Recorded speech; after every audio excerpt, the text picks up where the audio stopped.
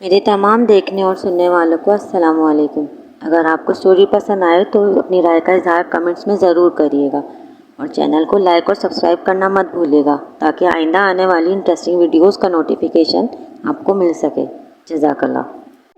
کہتے ہیں کہ دعا سے زیادہ بد دعا جل اثر پذیر ہوتی ہے، کیونکہ بد دعا دکھے دل کی آہ ہوتی ہے جو سیدھی آسمانوں کا سفر طے کرتی ہوئی عرش بری پر خالق حقیقی کے سامنے پیش ہو جاتی ہے۔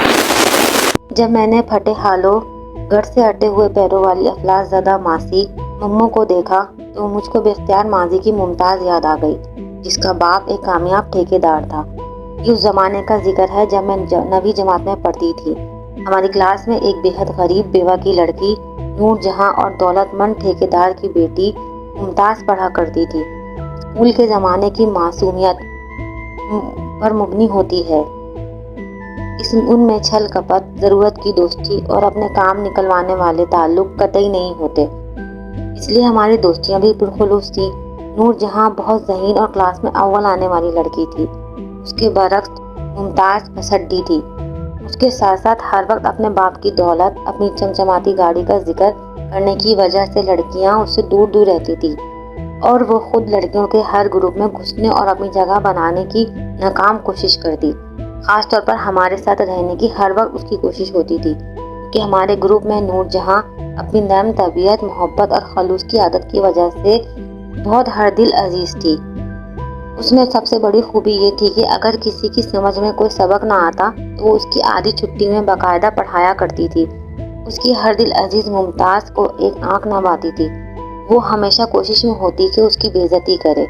اپنی حاسد مزاجی کی وجہ سے اس کو نور جہاں میں صرف ایک کمزوری نظر آتی تھی کہ وہ غریب بیوہ کی لڑکی ہے۔ ہمارے گروپ کی کوئی لڑکی نہیں چاہتی تھی کہ وہ ہمارے ساتھ اٹھے بیٹھے، مگر آدھی چھٹی ہوتے ہی ہم لوگوں کی طرف لپکتی اور درمیان میں آ کر بیٹھ جاتی، بات بے بات مذاق اڑاتی، طنز کرتی۔ اس کا نشانہ عام طور پر نور جہاں ہوتی، جو اپنی ازلی خاموشی فطرت کی وجہ سے کبھی اس کو جواب نہ دیتی۔ کئی بار اس کی بدتمیزی کے بارے میں ٹیچر سے شکایت کی گئی، اس کو ڈانٹ بھی پڑی، مگر اس نے کوئی اثر نہ لیا۔ ایک دفعہ اس نے نور جہاں کی پیون لگی شلوار کو دیکھ کر کہا، اس کے پاس بہت پرانی شلواریں ہیں، وہ جمعدارنی کو دینے کے بجائے کل اس کو لا کے دے دے گی۔ ہم سب نے غور سے نور جہاں کی ٹانگوں کی طرف دیکھا۔ پائچے کے پاس ایک پیون نظر آیا جو شاید اس کی سلائی کرنے والی ماں نے بڑی مشاقی سے پرانی شلوار میں لگا دیا تھا۔ اتنی بڑی توہین بھی اس سابی لڑکی پر اثر انداز نہ ہوئی۔ اس نے ممتاز کا شکریہ ادا کیا کہ وہ اپنے پیون لگے کپڑوں میں خوش ہے۔ کلاس کی بیشتر لڑکیوں کا خیال تھا کہ ممتاز کسی نولتے خاندان کی فرد ہے جو جاوجہ اپنے ٹھیکیدار باپ کے پیسے کا ذکر کرتی رہتی ہے۔ اسی زمانے میں پتہ چلا کہ نور جہاں کی شادی اس کے کزن سے ہو رہی ہے جو کینیڈا سے آیا ہے۔ ہیڈ مسٹریس اور دوسری ٹیچرز اس کی والدہ کو سمجھایا کہ نور جہاں بہت ذہین ہے، اس کی تعلیم مکمل کرنے دی جائے، مگر سلائی کرنے والی بیوہ ماں غریب کا جواب تھا کہ اس کے پاس دینے کو کچھ نہیں ہے اور سارا خاندان اس شادی کے حق میں ہے۔ یہ وہ زمانہ جب غریب رشتہ دار سے ملنا معیوب نہیں سمجھا جاتا تھا اور خاندان کے فرد ایسے گھرانے کا سب سے زیادہ خیال رکھتے تھے۔ شادی کے دن ہم سب سہیلیاں اس کی پھوپھی کے بڑے سے گھر پہنچ گئیں۔ وہاں کی خواتین دیکھ کر اندازہ ہوا کہ نور جہاں کا خاندان سوائے اس کے خاصا متمول ہے۔ گھر میں شادی کا ہنگامہ تھا۔ ابھی نور جہاں دلہن بنی تھی۔ وہ مائیوں کے پیلے کپڑے میں کونے میں بیٹھی تھی کہ ہم سہیلیوں کو دیکھتے ہی خوشی سے اٹھ کر ہم لوگوں سے چمٹ گئی۔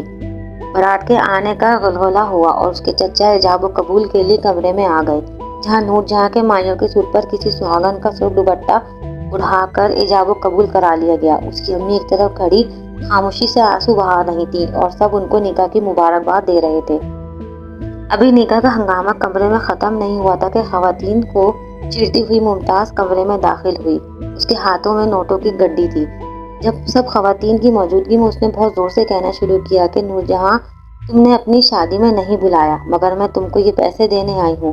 یہ صدقے کے پیسے ہیں، میرے والد نے بھیجے ہیں کہ یتیم کی شادی میں کام آئیں گے۔ اس نے شاید جان بوجھ کر 1 روپے کی نوٹوں کی گڈی بھجوائی تھی تاکہ دیکھنے میں رقم زیادہ لگے۔ اس سے پہلے کہ نور جہاں یا اس کی امی کوئی جواب دیتی، نور جہاں کی پھپھو آگے بڑھی اور پرس سے 100 کا نوٹ نکال کر نور جہاں سے وار کر ممتاز کی طرف بڑھا دیا کہ یہ لو، روپے بھی صدقے ہیں ہماری طرف سے، ہم سب پیسے اپنے باپ کو دے دینا، تمہارے کام آئیں گے، اور اب یہاں سے چلی جاؤ۔ اس سے پہلے کہ میں نوکروں سے دھکے دے کر نکال دوں۔ برات میں آئی ہوئی خواتین جو نکاح کے وقت دلہن کے کمرے میں موجود تھیں حیرت سے اس بدتمیز لڑکی کو دیکھ رہی تھی، مگر بات اس لیے نہ بڑھی کہ وہ سب آپس میں رشتہ دار تھیں۔ نور جہاں جو گٹھی بنی ہوئی تھی بیٹھی لرز رہی تھی، یہ اللہ ایک دن اس پر ایسا آئے گا کہ یہ خود صدقہ مانگے۔ مجھے روتی ہوئی نور جہاں کی آواز سنائی دی۔ نور جہاں شادی کے بعد کینیڈا چلی گئی۔ ہم لوگ تعلیم اور اس کے بعد اپنی اپنی زندگیوں میں مصروف ہو گئے۔ سالہ سال گزر گئے۔ پھر ایک دن میری دوست شہناز نے اپنے بیٹے کی شادی کا بلاوا دیا۔ برات کو کینیڈا کے شہر مونٹریال جانا تھا۔ شہناز بہو بیاہ کر لائی، تیکھے نقوش والی معصوم سی لڑکی ولیمے کے استقبالیہ میں جھکی جھکی پلکوں کے ساتھ اسٹیج پر بیٹھی تھی۔ میں اس کو منہ دکھائی دینے اسٹیج پر گئی اور منہ دکھائی دے کر جب پلٹی تو دلہن کے پاس بیٹھی اس کی ماں ایک دم کھڑے ہو کر مجھے غور سے دیکھتے ہوئے لپٹ گئی۔ تم نے مجھے پہچانا نہیں؟ میں نور جہاں ہوں۔ یہ سن کر میں نے اس کو دوبارہ گلے لگایا۔ ساری محفل وہ میرے ساتھ ایک میز پر بیٹھی پرانی باتیں کر رہی تھی۔ میں نے اس کو بتایا کہ اگلے ہفتے میں کراچی جا رہی ہوں، صرف ولیمے کی وجہ سے رک گئی تھی۔ یہ سن کر اس نے اپنے پرس سے ہاتھ ڈالا۔ کمکموں کی روشنی میں اس کے ہاتھ میں پہنی ہوئی ہیرے اور زمرد کی انگوٹھیاں جگمگ جگمگ کر رہی تھیں۔ اس نے مجھے $200 دیے کہ یہ دلہن کا صدقہ ہے اور میں جا کر کراچی میں کسی غریب لڑکی کو دے دوں۔ میں کراچی میں اپنی بہن کے ساتھ کچن میں بیٹھی باتیں کر رہی تھی کہ اس کی ملازمہ نے اطلاع دی کہ ماسی ممو آئی ہے۔ بہن نے اس کی باورچی خانے میں ہی بلا لیا۔ کپڑے جن پر جامجا پیون لگے تھے، ٹوٹی ہوئی چپل، بال ایسے جیسے عرصے سے اس میں کنگھی نہ کی گئی ہو۔ کھانستی ہوئی ایک عورت آ کر زمین پر بیٹھ گئی۔ میں نے اس کی طرف دھیان نہ دیا۔ پرانے کپڑوں کی گٹھری اور بچے ہوئے کھانے لینے کے بعد اس نے جھک کر سلام کیا۔ میں نے جب نور جہاں کے دیے ہوئے $200 اس کے ہاتھ میں تھمائے تو اس کے چہرے پر نظر پڑی اور غور سے دیکھنے کے بعد حیرت سے میری آنکھیں پھٹی کی پھٹی رہ گئیں۔ وہ ممتاز تھی۔ ممتاز؟ یہ تم کو کیا ہو گیا؟ اپنا اصل نام سن کر وہ چونکی۔ لوگوں کے گھروں میں جھاڑو برتن کرنے والی ماسی ممو کو کوئی اس کے اصلی نام سے پہچان لے یہ اس کے لیے بڑی بات تھی۔ مجھے پہچان کر وہ بلک بلک کر رو دی۔ اس نے بتایا کہ اس کی پہلی شادی والدین نے اپنے امیر آدمی سے کر دی تھی، مگر وہ بے حد عیاش تھا۔ اس کا سارا جہیز اور زیور شراب، جوئے اور غلط عورتوں پر خرچ کر کے تہی دامن ہو گیا۔ ماں باپ اس کی مدد کرتے رہے، مگر 2 بیٹیوں کی پیدائش کے بعد اس کو اندازہ ہو گیا کہ یہ گھر وہ نہیں بسا پائے گی۔ اس کے اپنے مزاج میں بچپن سے خود سری تھی۔ ماں باپ نے گھر آ کر اس نے باپ سے ضد کی کہ اس کے شوہر پر نان نفقے اور خلا کا مقدمہ کرے۔ شوہر بھی ایک پیسے والے کا بیٹا تھا۔ بہت عرصہ نان نفقے کا مقدمہ چلا۔ اس کے باپ کا کاروبار بھی کافی گھاٹے میں جا رہا تھا۔ نان نفقہ تو اس کو کیا ملتا، ہاں خلا ضرور مل گیا۔ اس عرصے میں بھائیوں کی شادی ہو گئی۔ ممتاز ماں باپ کے گھر اپنی لڑکیوں کے ساتھ ٹھاٹھ سے رہتی تھی، مگر پھر بھائی کے بچوں اور اس کی بیٹیوں کے درمیان لڑائی جھگڑے شروع ہو گئے۔ بھائیوں کے دل میں اس کے خلاف نفرت پیدا ہونے لگی کیونکہ ماں باپ ممتاز کا ساتھ دیتے تھے۔